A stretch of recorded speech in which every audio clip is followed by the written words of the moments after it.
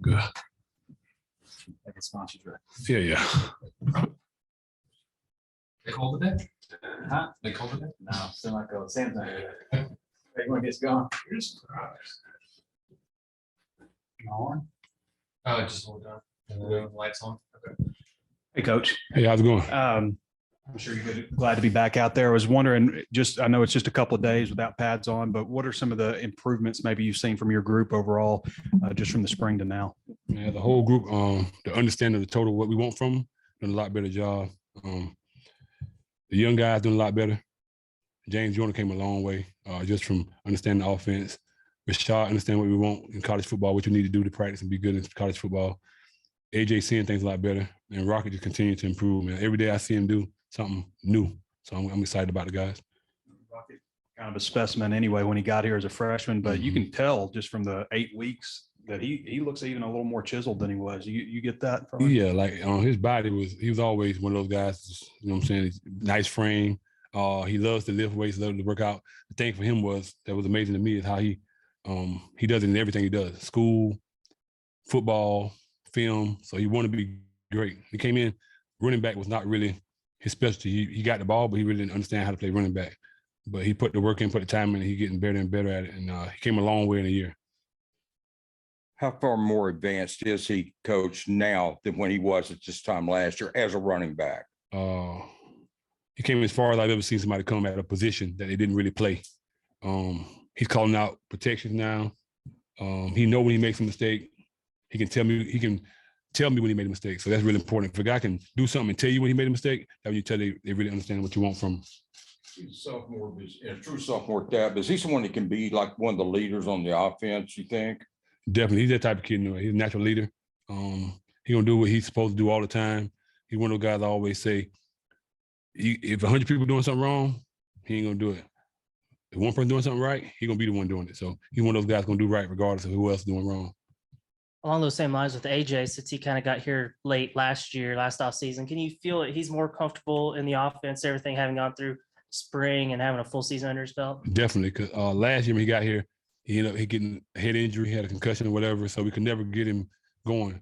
Matter of fact, his first contact was against Texas. He had a touchdown in that game. That's his first game really getting hit, because in the summertime, he didn't need scrimmage not one time. And he didn't play against the first team then. His first contact was against Texas, so now we got a chance to really hone in on what he needs to work on. I think he's going to be a lot better. Jimmy, I'm curious what it's been like for you being around Jaden Hazelwood again, and just kind of what kind of character is he, and what's it been like to see him develop? You see the smile, huh? That's my guy, man. I love being around him. I know what he want to do. I know his goals. I think that if he continue to work, he can reach some of the things he want to do. And he's just a hard worker, man. He came in, put his head down. I like what I see in him.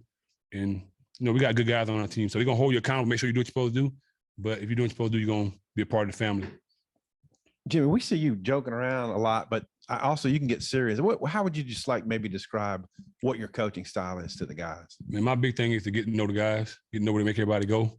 And once you build a relationship with them, you can talk to them about anything. And they know what you want from them. And you give expectations. And because I'm smiling, that don't mean I don't expect what I want from you. If I say I want 15 yards after the first contact, I can smile at you and say it, but I still want 15 yards after the first contact. Because if not, after practice, I'm going to be smiling and give you some extra. So you had 3 backs with 500 plus yards last year, and then KJ. How would you, in your ideal world, how would you like to see carries and yardage stacked up by the group? The funny thing about it is what you try to do is get the best out of every guy, and you go from there. I think this year, Rocket, because of how he's playing right now, he probably should get more carries. If I had to do it right now, he'd get more carries. It wouldn't be him get 50%, he get 50%. It wouldn't be 25, 25, 25, 25. It'd be him get a little more right now. But as the season goes on, you never know what happens. Other guys, whoever running good, whoever doing the best, that's who play. I tell my guys all the time, you don't get a starter for a season. You're a starter for the week. So you earn your job for that week. So you earn it for that week. You're the best person out there. On Monday, you got to do it again. It ain't like you just say, okay, next week you're going to start. You started last week. So it's important to continue to get better and better. Yeah, we saw Dominion with the 2s during fastballs. Does that mean anything, or how's he doing? The biggest thing, I give everybody an opportunity to go with different guys just to see stuff. You know what I mean? Sometimes you might want to see a certain play. But my guys, what I want to do, I have like an inventory of what I want to see you run certain plays. So if I see someone on the script I want to see you run, I put you with another group. Now, Rocket might start it off, but with the 2s and 3s sometime, or the second guy, I might do something I want to see you run outside zone or counter or whatever I want to see and get on film so I can coach you off of it. So that's sometimes my rotation might change up. Dominic Johnson's coming back from the knee injury. How's his spirits? How have you talked to him any? Yeah, man. I talk to him all the time about it. Every day I give him responsibilities for our room. I'm real big on giving guys responsibility and telling them what they're supposed to do for each other. It's a family. They're a group of guys that take care of each other. He's always out there having fun and coaching the guys. So he's in good spirits right now. He knows what I expect of him, and he does it. He was the number 252 ranked prospect in the state of Texas, barely a 3-star. Missouri recruited him at linebacker. Last year, he working tight end a little bit. Why do you think everybody's sleeping on that guy? He averaged 7.9 yards to carry the first 8 weeks. Man, you know how sometimes people they don't look the part. Sometimes people jump on the wagon.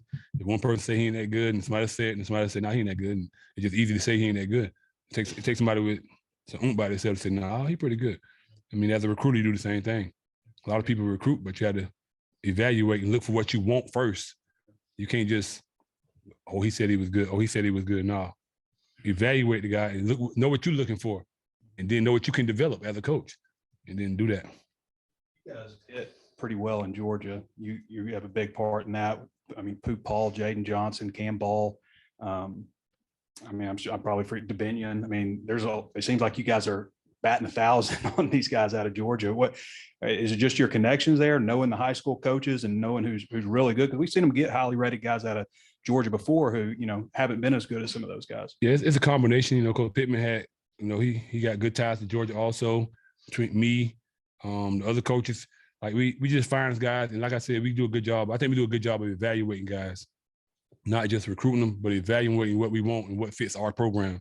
Coach Pittman real big on blue collar. Like we want guys that want to work, we want guys that want to grind. So you might have a guy who's a 3 or 4 star that might not be as good as another 3 or 4 star. Your rankings are very important, but how you want to work and the kind of program you're part of is more important. Coach, last year you got everybody back except Traylon Smith, but this year's team you've got a chance to have once again to get them back next year too. So, how do you feel about having a team like your running back room? You've got a chance to have these guys, a lot of them for 3 straight seasons. How big is that? It's a good feeling to have you guys to know that you got time to get him to his best. I tell my guys all the time, don't be good, be great. So they strive to be great. So the longer you got them to play, the longer they can play, the better they're gonna get. It cuts down to you're not having to reteach a lot of stuff because a lot of these guys, like I said, 3rd year in the program, 2nd year in the program, they retain a lot of retention there. Yeah. It makes it easier because what happens is at the beginning you're teaching what to do, and then you can teach how to do it. And once you get how to do it, you can teach small details of it. The better they get, the more they know when you come out there, the easier to teach the next level of it. You can get higher and higher levels of what you want. You can go to the smallest detail and the guys can get it because now you ain't teaching what to do no more. It's like everybody knows what to do. So film sessions are totally different now. Instead of watching film on strips and learning what to do, it's like you're going into detail. You're watching plays on like, okay, you didn't get your hand on the inside pick. You had your eyes in the wrong place. It's more detail. So now when the game starts, you're so relaxed as a coach. No matter what they throw at you, like, okay, we're going to be all right. Last year, I'm trying to figure out, like, I hope they don't do this because I don't know if you know that well. You know what I mean? Because he's learning it. Now it's like, okay, it don't matter. We're going to be ready for it. They're going to be all right. Coach, I noticed Dominique is listed at 247 on the roster. Is that what y'all were hoping from him this year? And do you kind of see that maybe indicative of maybe his role for this coming season? No, every guy has a goal, a weight goal in mind. What'll happen with him, as soon as he can start running around, he'll go down to 240. I'll say 235, but I'm gonna give you 5-6 pounds in range. If you get down to 230, I say don't get no lower. Get down to 235 to be perfect.